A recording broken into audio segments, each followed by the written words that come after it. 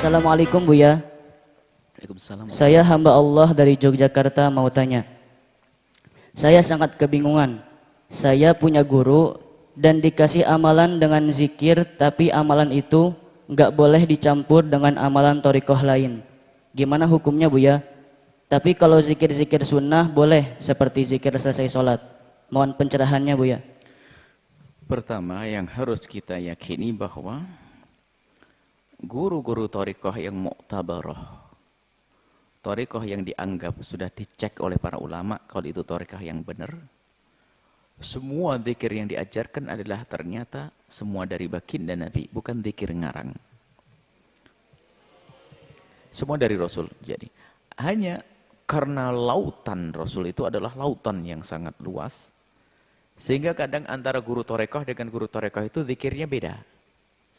Sebab tidak ada satupun dari kita yang bisa melakukan zikirnya Nabi semuanya. Ada seorang yang bisa memfokus kepada zikir tertentu, nanti seorang yang lain berzikir tertentu. Sehingga antara thariqah dengan thariqah itu ada beberapa zikir yang berbeda. Wiridnya berbeda.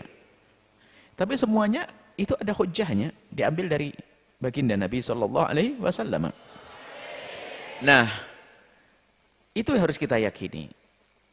Maka kalau sudah meyakini ini, sangat salah kalau tiba-tiba ada orang berkata bahasanya, kalau sudah kamu ikut thariqah saya, nggak boleh ikut zikirnya thariqah lain.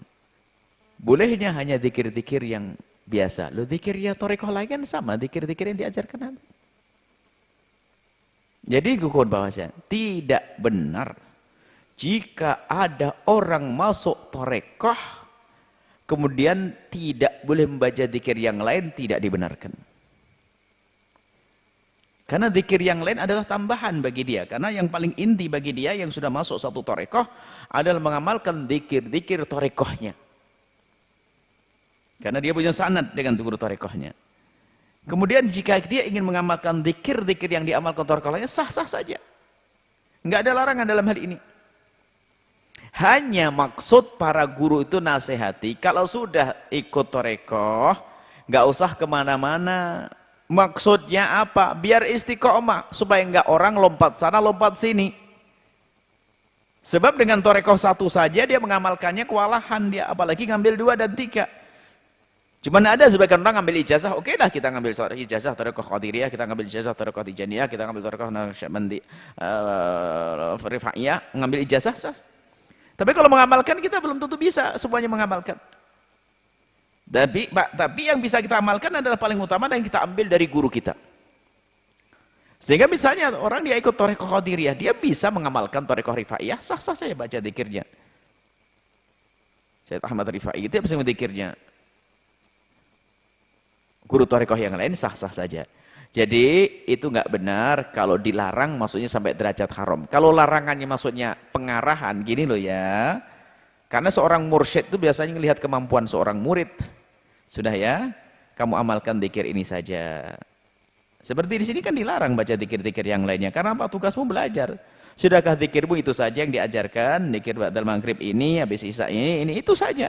Yang lain jangan. Maksudnya bukan haram setelah itu baca zikir yang lain. Tidak. Karena tugasmu sebagai santri adalah belajar. Jangan sibuk memperbanyak zikir-zikir itu. Cukup zikir, Masya Allah. Selama ini yang kalian baca, sudah banyak banget itu. Nggak usah nambah-nambah yang lainnya. Dan peraturan di sini dilarang. Artinya dilarang apa? Agar waktumu bisa untuk belajar yang lainnya. Dan begitulah biasa nasihat seorang guru thariqah itu.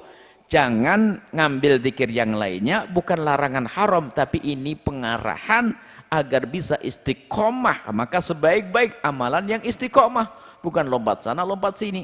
Dan memang dalam berthariqah harus punya adab. Habis ngambil thariqah dari seorang guru tiba-tiba melompat sana, ini ditinggalkan, itu nggak punya adab. Yang nggak punya adab nggak layak untuk sampai kepada Allah. Harus adab dengan guru thariqah seperti itu. Jadi nggak apa-apa, Anda boleh melakukan amalan zikir-zikir yang lainnya, tapi ingat, yang Anda ambil dari guru thariqah Anda, hendaknya Anda utamakan. Karena itu adalah diajarkan, Anda punya sanad. Tapi bukan berarti Anda tidak boleh baca zikir yang lainnya. Misalnya Anda thariqah Qadiriyah, Anda bisa baca Ratibul Haddad, itu thariqah Alawiyah. Yang sudah masuk thariqah Alawiyah bisa saja mengamalkan thariqahnya Qadiriyah amalan boleh sah-sah saja. Tapi ingat, yang terpenting dalam amalan adalah istiqamah. Semua itu mengambil dari Rasulullah sallallahu alaihi wasallam. Wallahu a'lam bishawab.